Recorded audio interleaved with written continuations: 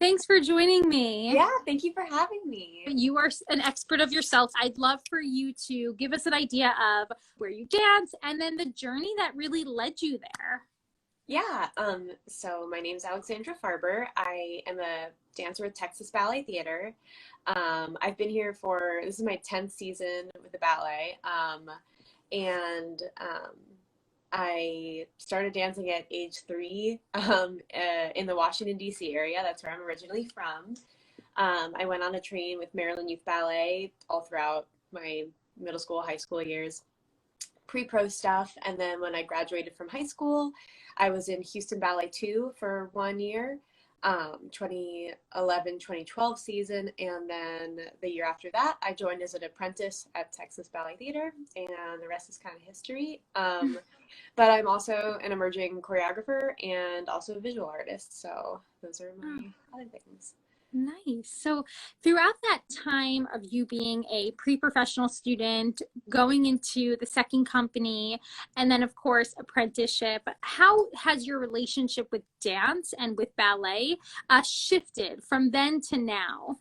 Oh, it's like the love that you originally have for it never goes away, I don't think, but it definitely gets complicated. It's sort of like your relationship to dance has like this like teenager phase where it's like kind of, I think it's just the transition from being a student when you're in your, especially from like being from a smaller school like I was, um it's so like cozy and everything, and then to be like thrown into this world is um it's just the schedule is crazy. A lot of people are on their own for the first time away from family.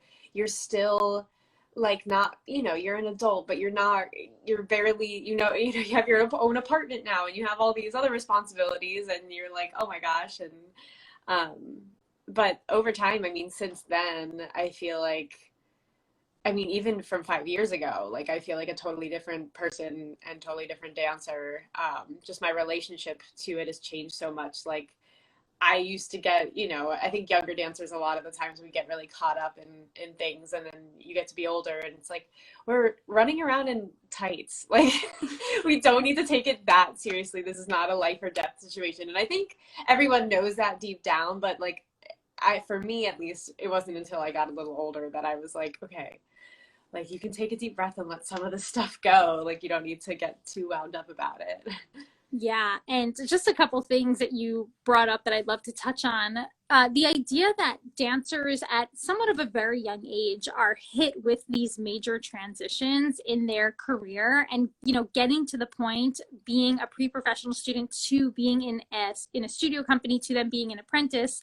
It happens not necessarily quickly, but with it, relatively speaking, I feel like it does kind of it's kind of thrown on you at a pretty fast pace. And then all of a sudden, before you know it, you have your own apartment and you're taking care of yourself and you're still pretty damn young. You know what I mean? So, I think that's a major challenge that a lot of dancers face, is just being hit with this idea of like, oh, now I have to cook for myself and figure out my meals, pack my own snacks. And that's where there can also sometimes be a lag of education in regards to like, how am I able to like make sure I'm eating enough while living on my own?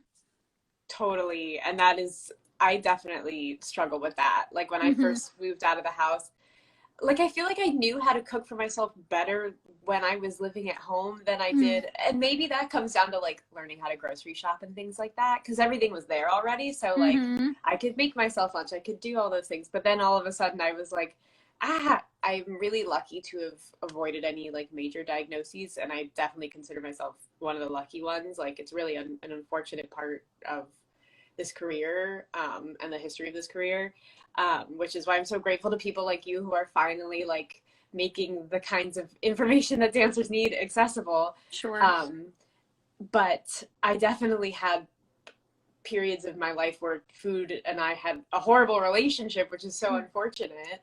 And that was definitely like the peak of that. Was I just had no idea. So I would, see one thing someone was eating and be like, well, I have to eat that, like, because they're doing that. But I wouldn't, that's like one glimpse of their whole day. And Like, I look back on those days and I'm like, no wonder I was so stressed and felt so terrible. Like, was there a specific point where you connected the dots between the way you were eating and how you were able to perform?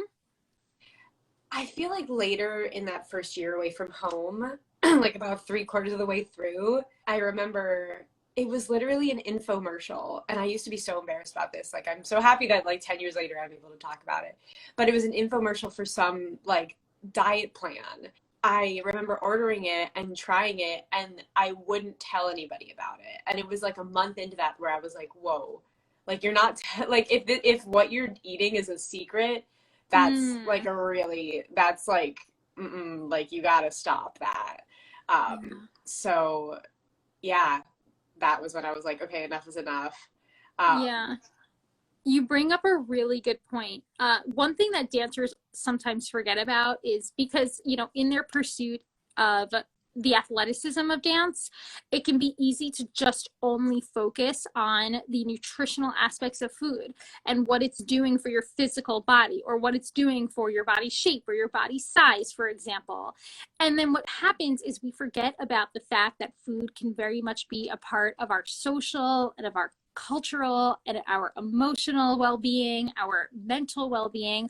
All of that really falls to the waistline. And then what ends up happening is we lead ourselves closer and closer to burnout because we are solely tunnel visioned on how can we use food for the purpose of our performance, and everything else just falls aside, right? Our social lives, our mental health, our emotional well-being, exactly what you're explaining. And lucky for you, you did figure out that there was something wrong, that if you were having to do something that was a secret, there is something not working with that situation. Yeah. And I have, I didn't mention earlier, but over about 8 years of my career, I pursued my bachelor's degree in psychology. I graduated in the summer of 2020, so still a fresh grad, I suppose. Wow. But so having that background in psychology now and like really getting into that has revealed a lot about those relationships to food and things like that. And I love that so much of your content deals with that because it is a huge part of it that I think, you know, up until recently, like wasn't part of mainstream science. Like people weren't really talking about the mental aspects of your relationship to food. It was just like you eat it or you don't eat it. And it's like, it's way more complicated than that. Yeah. And, you know, for dancers especially, like we can see food as a tool that can help our performance, but it can also, what diet culture imposes upon us is utilizing food as a tool to only impact whether it be our quote unquote health, or whether it be our body shape or our body size or our body weight, or for dancers, how they're performing on stage. And like I said, the psychology, that end of the stick really does fall to the waistline. And it's really terrible because food can play such a role in actually flourishing what you do, both on stage, but then also I would imagine as a choreographer. Yeah, I mean, you know, it's funny because like people don't think, especially like in my degree as well, like I found this, it's like if you have a day off from dance and you're doing other work, you think like, oh well, I'm not working out, or at least this was like my mentality when I was a little bit younger. But it's like decision making and like planning things, like brain power takes energy. Like you need to be fueling that as much as you are running around in the studio. So definitely from that side. I mean, also as a choreographer, you're in there and you're dancing and you're still kind of doing everything that everyone else is, that you're having other people do and demoing and whatnot. So yeah. Absolutely. So did you always know that you wanted to also go through a path of choreography, or did that like kind of fall along the way?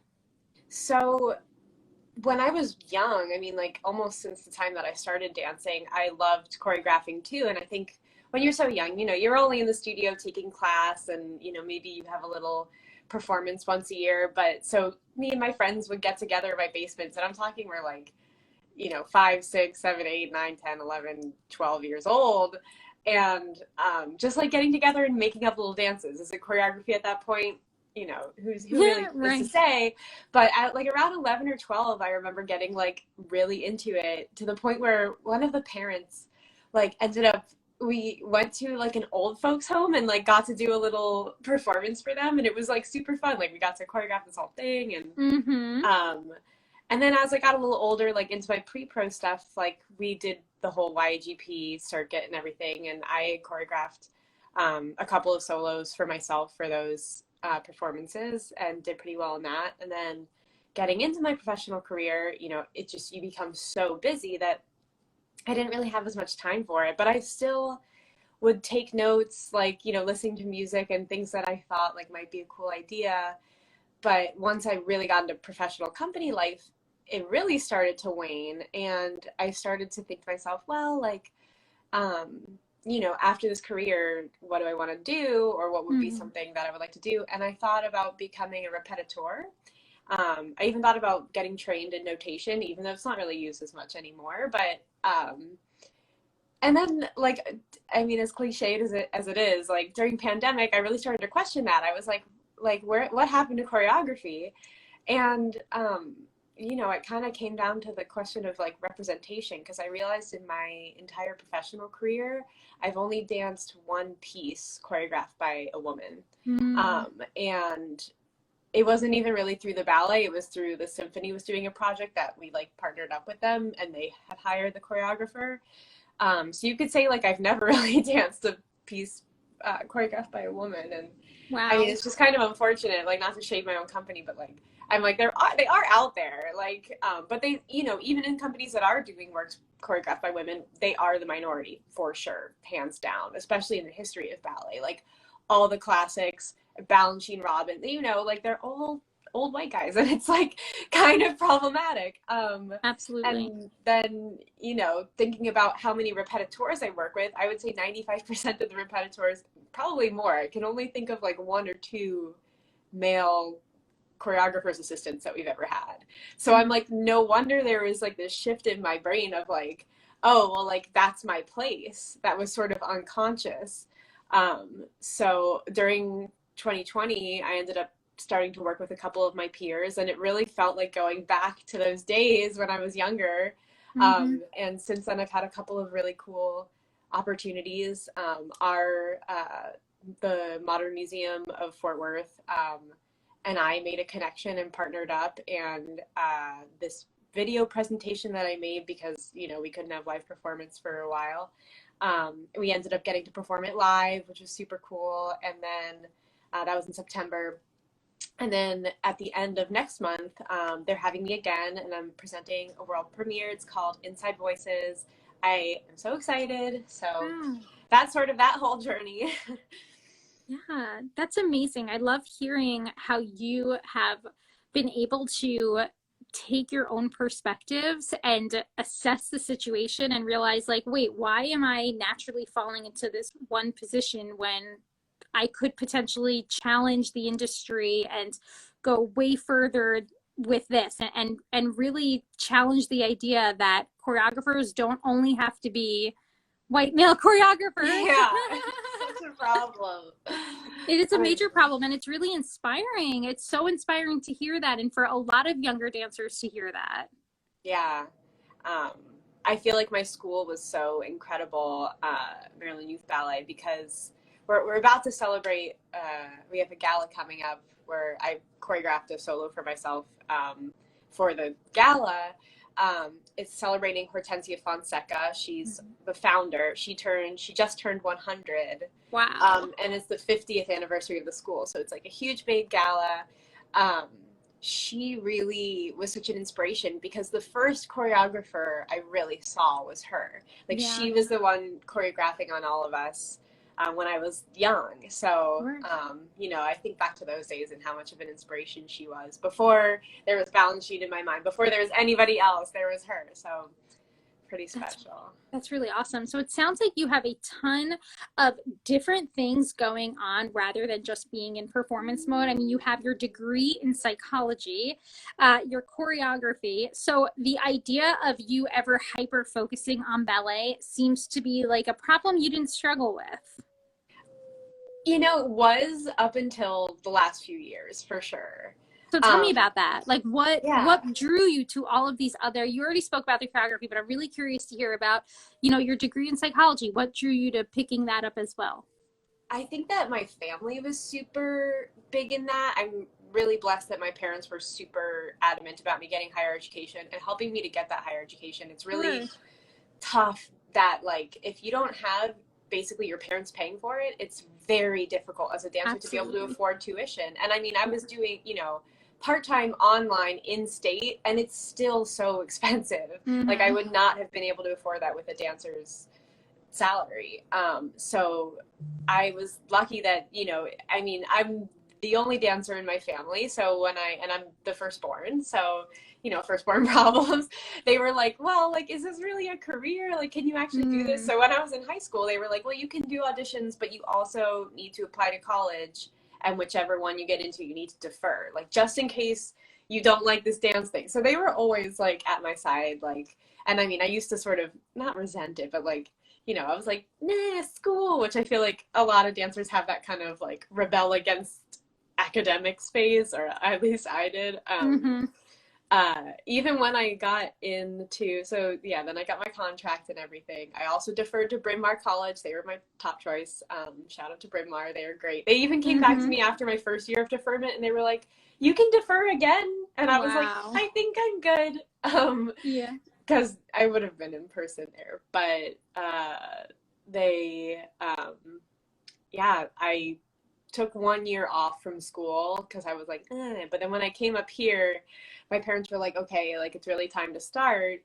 Let's get going on this. And I was like, okay.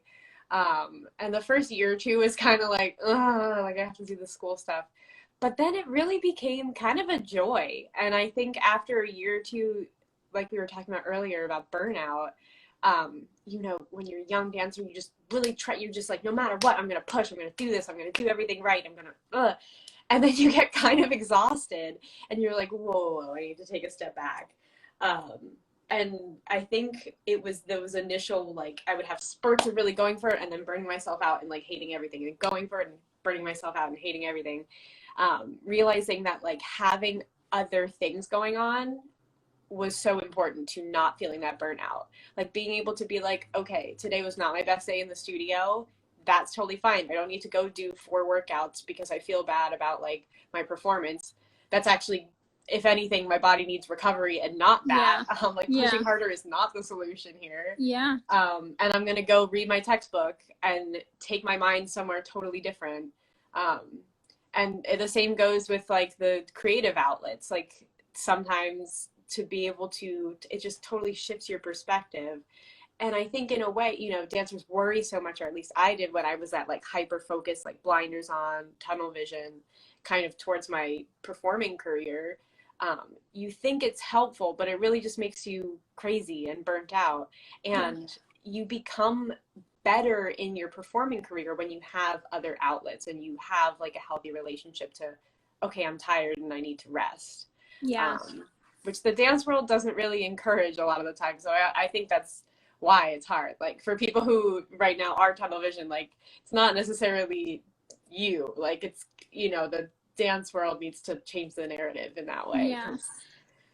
we And were taught to do I will say over the years of hosting this weekly live series, that's been one of the major drives of it, is basically to just show younger dancers who are watching that, like, these professional role models are doing a lot more, even if that just means being, whether it means like being a dog mom or like a dog dad, or like, just having multiple titles, getting into a hobby like beading, or I've heard of all, like knitting, whatever it might be, just partaking in other aspects of their lives. And it helps so much with their abilities on stage, because like you said, it's so easy for dancers to just focus on ballet, and we think that helps, but all it does is just like derail you. It's almost like when you're having that bad turning day. I know I've experienced this, and you kind of like keep trying at the pirouette and it's just it. getting worse and worse and worse the more you try. Yeah, You it's know what I like, mean? And it's like, okay, maybe take a break. I gotta take a couple steps back. And that's you having your textbooks, having your school to focus on. So any pre-performance rituals that you'd love to share with us? I don't have like a ton. It's funny because tonight's our opening night for our Tchaikovsky mixed rep. Sure. Um, so I'm trying to think of what I do today. I have like two little like superstitious things. It's like the last little superstitious things I let myself have. But I like I kind of just like touch my ribbons. I used to like literally spit on them. It's not very pandemic friendly, so I don't really spit on them anymore. Because in an old book I read, like dancers of old, like back in the like early 1900s, now to keep our ribbons in, we use like tape or we sew it Yeah. or we use Yeah. hairspray. They would literally just spit on them. But so Oh like my God. that became like a tradition for me like a while ago. I mean, I don't like hawk a big loogie. It sounds like really gross. It's not really gross. I used to just go like, like the quick finger, Yeah. like you were licking a stamp, whatever. Yeah. Anyway, Yeah. I still like kind of touch my ribbons and like it just connects me to like the history of like the women that have came before. I don't know. It's like a little superstitious thing I do. Mm-hmm. And I say a short Jewish prayer right before I go on stage. So those are my like rituals that I do. Sure. But as far as like preparing, I kind of try and eat like I would on a normal day. Maybe something like a little bit lighter before the show, just because like jumping Mm-hmm. around, like I'll give myself a mad case of heartburn. Mm-hmm. Like, and then I definitely have like a big recovery meal afterward. Um, and just trying to like chill out. I'll read a little bit today probably because we have some rehearsals this morning. Unfortunately, with COVID, like it's been kind of a mess. So like we're always kind of we may have to do some last minute casting changes today. So Sure. we do have a rehearsal this morning, but we'll have a long break before opening tonight, and yeah, just chilling at home, relaxing a little bit, hanging out Mm-hmm. with my cat. So you said that you like to have like a post-performance recovery meal. I would assume because a lot of dancers get nervous when they're like, I need to have a recovery meal and it's like 11 p.m. at night or it can get to be really late. But that recovery window is so important. So I'd love to hear a little bit about how you benefit from having a meal after your performance. Yeah, definitely. I mean, especially so at Texas Valley Theater, most of us live in Fort Worth, and then we perform in both cities, Dallas and Fort Worth, which are about, I mean, after the show, it's only like a 30-minute drive. This afternoon, it's going to be like traffic up the wazoo, but whatever. Mm-hmm. So luckily for me, when I'm just finished performing, you still kind of don't feel quite like eating, or at least I don't, because you just like we're running around so much. Right. But then after about 20-30 minutes, it's like boom, it just hits me and I'm like, okay, I'm really hungry now. Mm-hmm. So luckily, and maybe not luckily, with the drive home from Dallas for these performances there, it gives me just enough time to like drink some water and then be like, okay, I need food. I'm super, super lucky that I have a very amazing, supportive fiance who's also an amazing cook. Mm-hmm. So like these days it's great because I don't have to come home and make myself something. Like usually has plenty of carbs. Like I want some he makes these amazing like Asian noodle stir fry. Mm-hmm.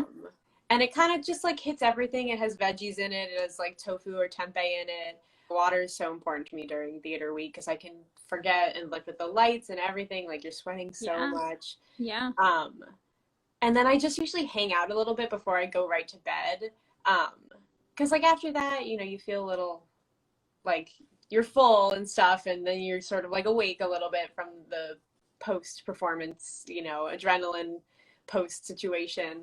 And then I'll usually take a shower and then I'm able to like sleep well. Like if I didn't eat, I do not think I'd be able to get to bed like that. So, Alexandra, my final question for Yeah. you is how would you define what it means to be the healthy dancer? To be a healthy dancer for me is definitely all the things we hit on, but especially that like well-rounded, like not the tunnel vision. I think that not only is the healthiest way to approach it from a physical standpoint, from a mental standpoint, from an emotional standpoint, but it's also just like the most inspiring. Like you find, in all your little things. And it, like we said, it doesn't have to just be a degree. It doesn't have to be another art form. It can literally just be your relationship with your family, your relationship with your friends, your relationship with your partner. You get inspired by those things, and then you can then bring that into the studio, and then you're just a happier person. And when you're happy, you're healthy. And when you're healthy, you're happy, and it all kind of feeds itself. Yeah. it's so clear from this conversation that you exemplify a balanced dancer, in the sense of you are not just here for what you do on stage, but you're also here for all of these other aspects of your life. And I just think that that is the most important concept for dancers to walk away with from my account, from professional dancer accounts like yourself, that it's not only about what you produce on stage. That's a huge part of who you are. Nobody's taking that away. Right. But it's also about how you can get there and how you can bring depth to your artistry and to what you're doing. 100%. Alexandra, thank you so much for chatting with me today. Thank you. This was awesome.